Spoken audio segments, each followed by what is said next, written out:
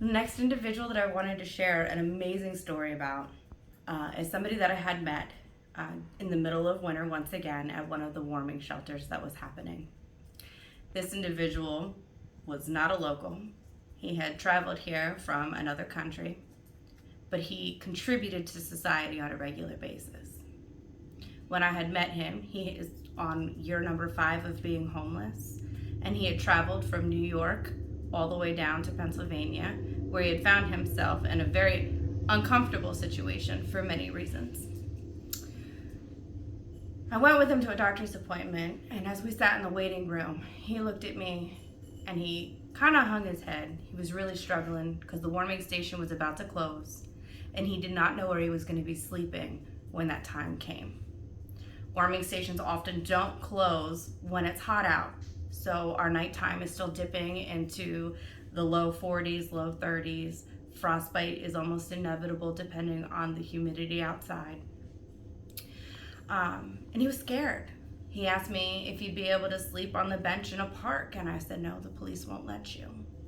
He said, that's all right, I'll figure it out.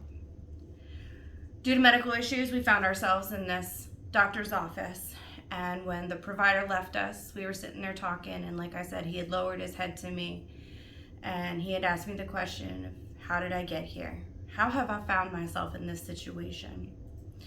He began to tell me his amazing life story. This was not an individual who was just taking things for granted and living off of the system. He came to our country and immediately utilized his green card to get himself a job and be fully committing to our society. He was a UPS truck driver. He was a cab driver. He even worked as a certified nursing assistant at several nursing homes. His last job, however, was being the taxi driver. And all of a sudden his vision started to blur and he was unable to actually see what was going on anymore. And he found himself with his license being revoked due to glaucoma that had come into place and cataracts. He found himself just kind of shuffling along. Somebody in New York City had given him money for a taxi, and he got in the taxi and just told the taxi driver to take him as far as he could because the streets of New York were too violent and dangerous for him as a homeless black gentleman. And he had the kindest, sweetest soul in the world. He melted my heart with his stories every time I was with him. So now we found ourselves in Pennsylvania together, and he couldn't work, he couldn't see.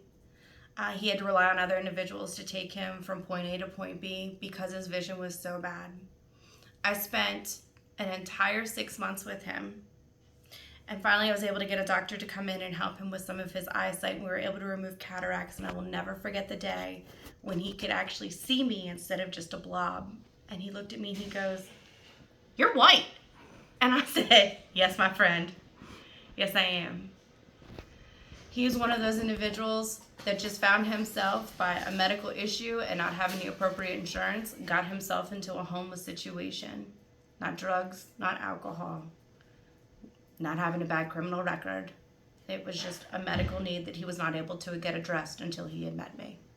And that is how he got here.